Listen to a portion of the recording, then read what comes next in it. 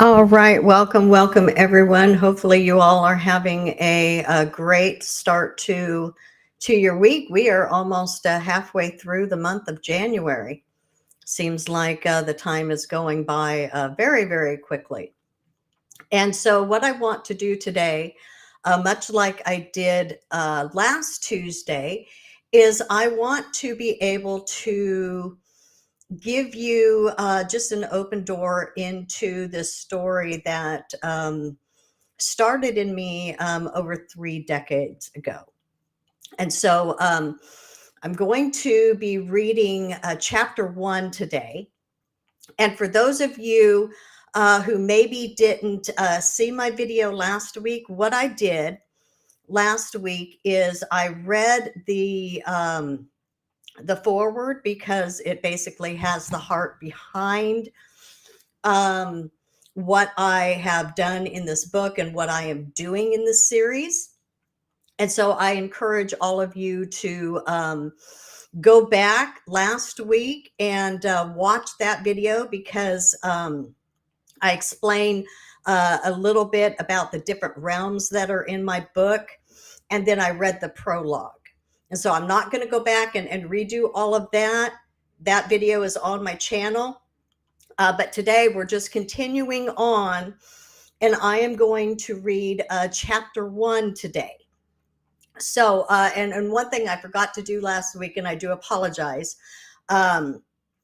Each week as I am reading a chapter, I want to make sure that I am showing you the illustrations that go with that chapter.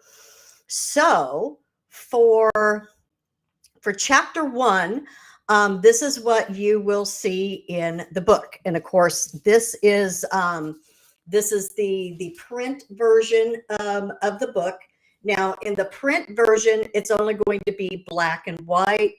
The cost was going to be way too much for me to try to do this in full color. But if you choose to read the ebook version on Kindle, and a big thank you to those of you last week who did download the book on Amazon. I ran a 2-day sale that you could download the book for free. So thank you very much to all of you who did participate in that. It just helps me as an author kind of get going. So, okay, we are going to get started into chapter 1. And the Spirit of God moved upon the face of the waters, and God said, "Let there be light," and there was light. Genesis 1, 2, and 3. Chapter 1, the song and the summons. The breath of the Maker moved upon the stillness, and the light began to sing. Out of silence came the note that birthed the dawn, and every leaf and river learned its name from the songs of the first dawn. Give me just a second here. Because of my eyes and everything, I have to zoom in so that I can see the words here. Okay. Though ages had passed beyond its gates, the garden yet lived. The first home of creation, sealed long ago from the sorrow of the outer world, was now called Elyndor, the garden of Everlight. The curse that shadowed the lands beyond could not cross the fire of the cherubim, and so within the light endured, unseen, unspoken, yet sustaining all things. The creatures of Elyndor lived in peace, guided by the rhythm of that light, though they knew not its source. They labored, played, and dreamed in harmony for centuries, untouched by sickness or war. Death came only as rest, not ruin. When their time was fulfilled, they lay down in quiet surrender, and their breath returned to the rivers that had first given them light. Many seasons had passed in the Valley of the Dragons since Sharea's last encounter with Yeshurael. Spring's blossoms had come and gone, Summer's warmth ripened the fruits of the valley, autumn's colors danced across the leaves, and winter's hush blanketed the mountains in snow. In that time, Sharia grew in wisdom and grace, learning from the rhythms of the land and caring for all who dwelt there. Across Elyndor, the song continued to breathe awareness into every realm. In Hollow Peak, the unicorns learned to weave light through their horns, guiding the lost through mist that never again dimmed. In Glimmerwood, the satyrs turned their laughter into music that healed and renewed the trees. In Rocky Mire, even the trolls carved their homes with purpose, shaping beauty from the stone. And in the high winds above Mountain Vale, the dragon's harmonies rose like living prayers. Thus the song of Yeshariel flowed through all creation, awakening every heart to its maker's rhythm. Sharea's voice carried deeper still. No other dragon could captivate hearts with song as she did, for her devotion to Yeshariel shone through every note. She taught the young, guided the old, and reminded all of the one whose light had always sustained them. Though they had not known his name until the song, yet even in peace she carried a quiet longing, a hope that she might one day see him again. Sometimes she wondered why he had been silent so long. Had she done something to displease him, or had the song completed all he intended?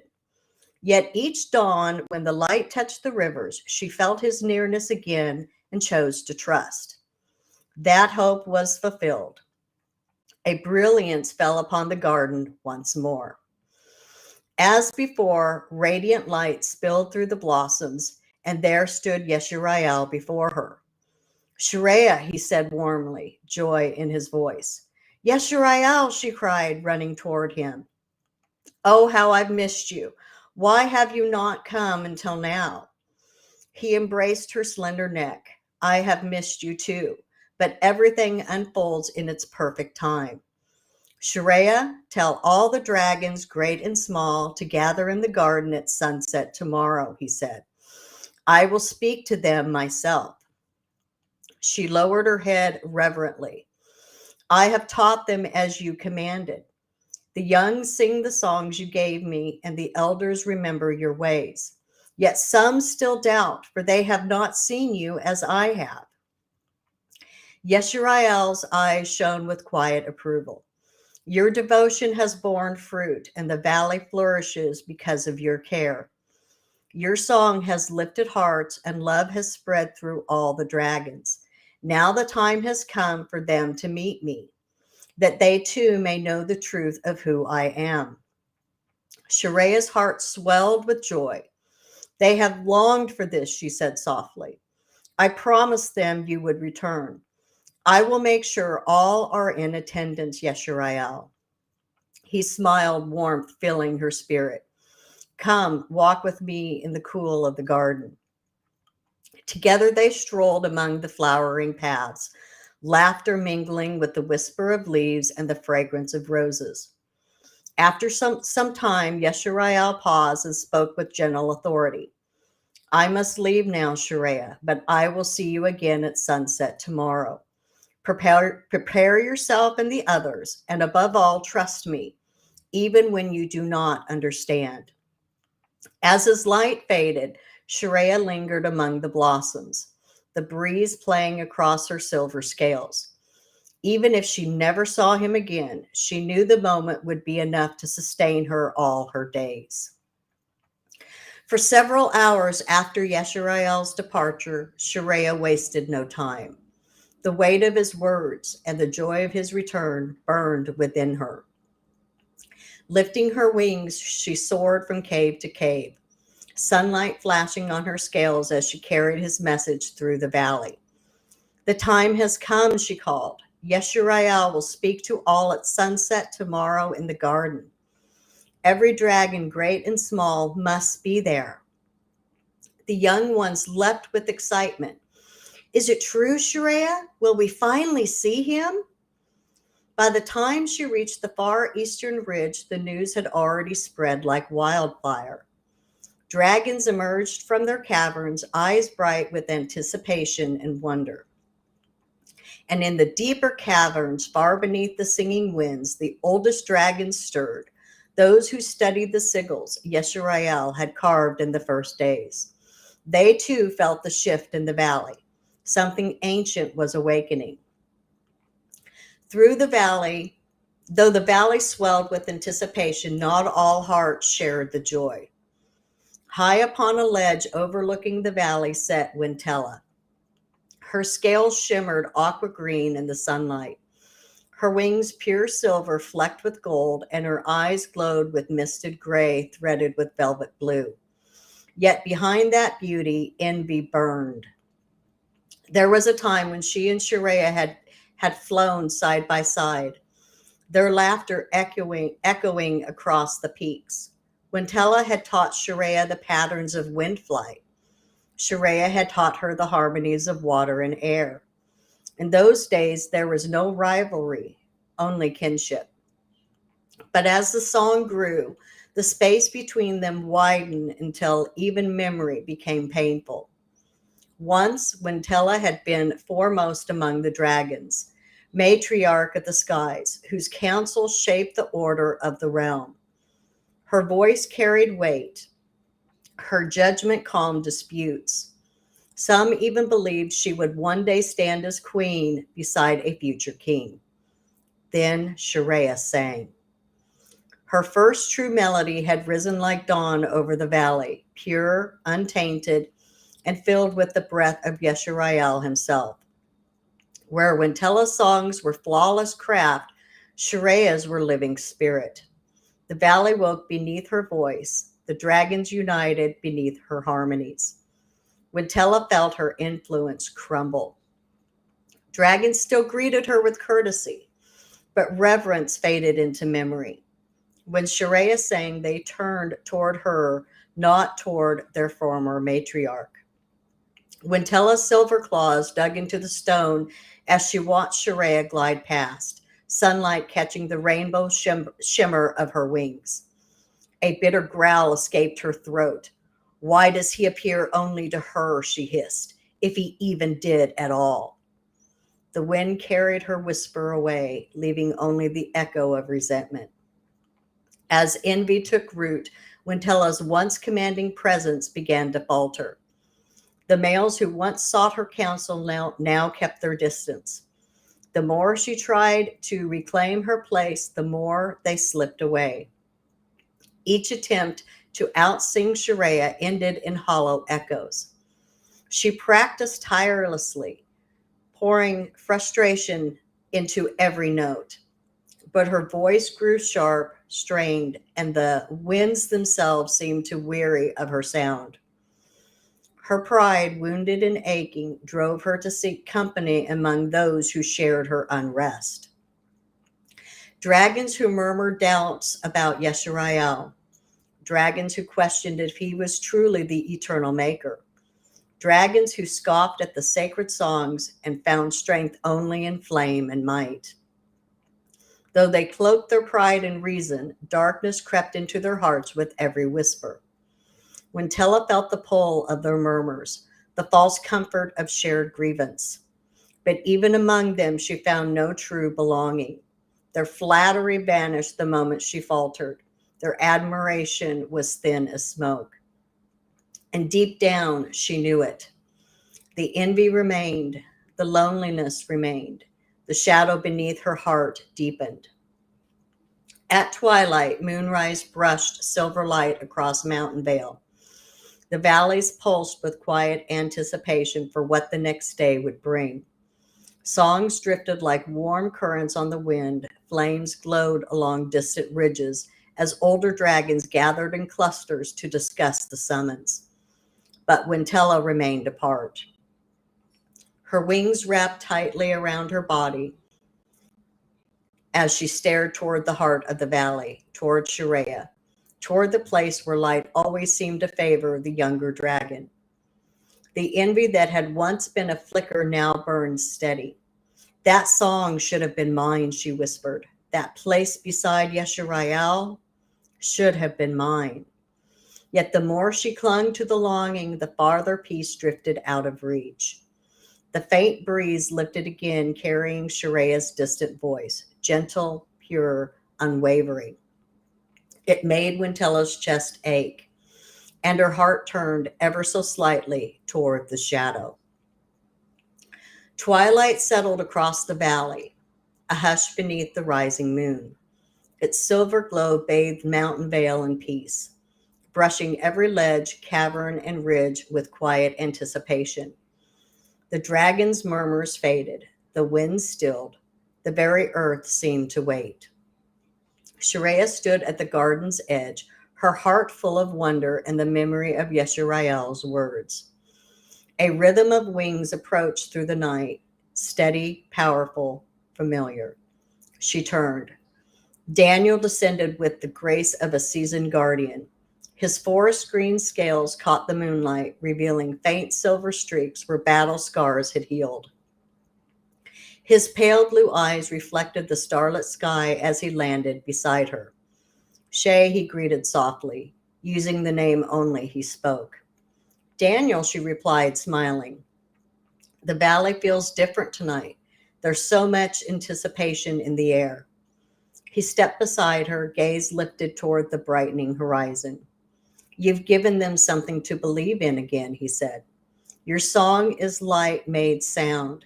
The others hear Yeshariel through you, even before they see him. Shareah lowered her eyes. It isn't me. The song was his gift. I only sing what he places in my heart. Daniel's voice gentled. That's what makes it powerful. Firelight flickered from distant mountainsides as older dragons began their twilight displays. The first calls of the mating season echoed faintly. Spirals of flame, winged dances, gestures of strength and elegance. Several had tried to impress Shareah once. Treasures, bright stones, rare metals from deep within the caverns, but she valued none of it. She already knew Daniel's heart was set upon her, though he never boasted of it. His affection was quiet, steady, strength without pride, devotion without demand. You never join in their contest, she said softly. He huffed a low, amused breath. I have no desire to compete for what cannot be won through pride. They stood together in silence, moonlight spilling like silver water across the garden. Shareah felt something warm stir within her chest, new yet familiar, like the first hint of dawn behind a dark horizon. But she kept her thoughts fixed on what was to come. Yeshariel's call would unite every dragon in Mountain Vale, and that gathering would reshape everything.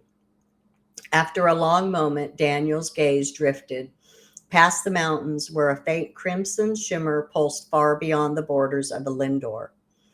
The winds have changed, he murmured, more to himself than to her. Something stirs beyond the veil.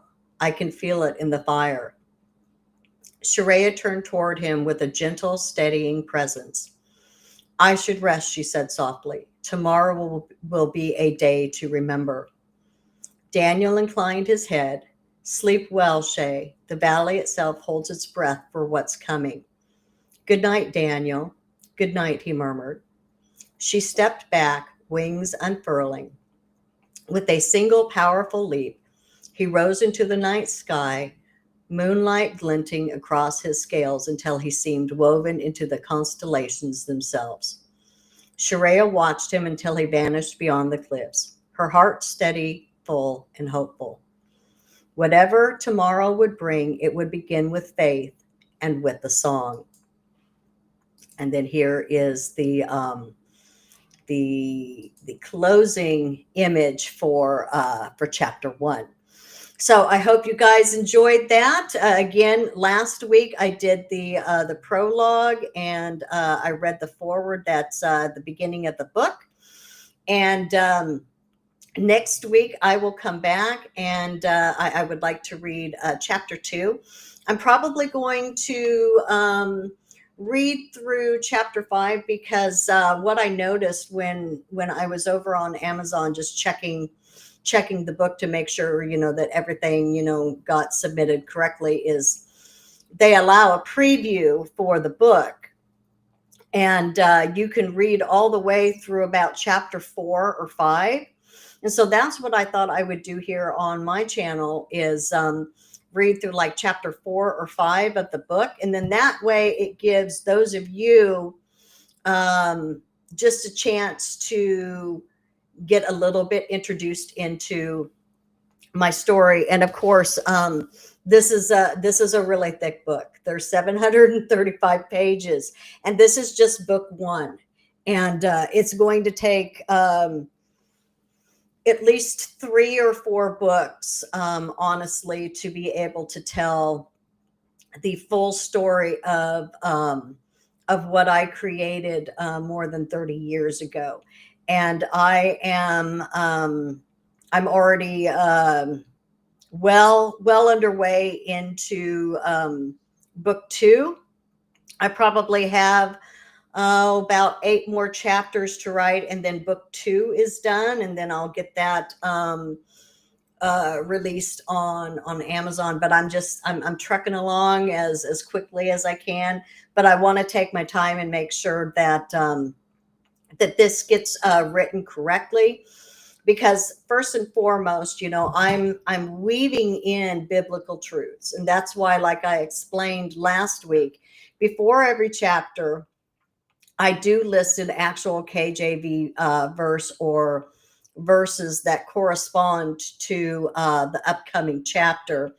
And then each chapter also has what I call like an in-world verse. And so I just want to make sure, as I am writing this, that I am very careful, that I'm true to scripture, while allowing, imagination, thinking about creation, thinking about the Garden of Eden, and, what happened there, after the garden was closed to Adam and Eve. I was like, okay, well, were there still animals in the garden? And that's kind of where this whole idea for my book came about. And a lot of that, you'll be able to see it, and like in the author notes in the back of the book, I go over some of this. And so I'm just trying to do my due diligence, make sure that that I write this correctly, so that it's enjoyable, but that it also is a witness to Jesus Christ. So okay, I hope you guys have a good day. And for those of you also who don't know, I do have a couple of other books on Amazon. This is Return to Zion's Haven. That is in print and ebook. And then this is my children's book. It's print and hardback, and then also Kindle edition. And so all of that is over on my Amazon page. I put all of the links and everything in the description. Go over and check them out. The children's book is good for those of you that have children or grandchildren, to make sure that you're not getting something that is worldly and is teaching incorrect truth about who God and Jesus Christ is. So, all right, you guys take care. God bless, and we'll see you next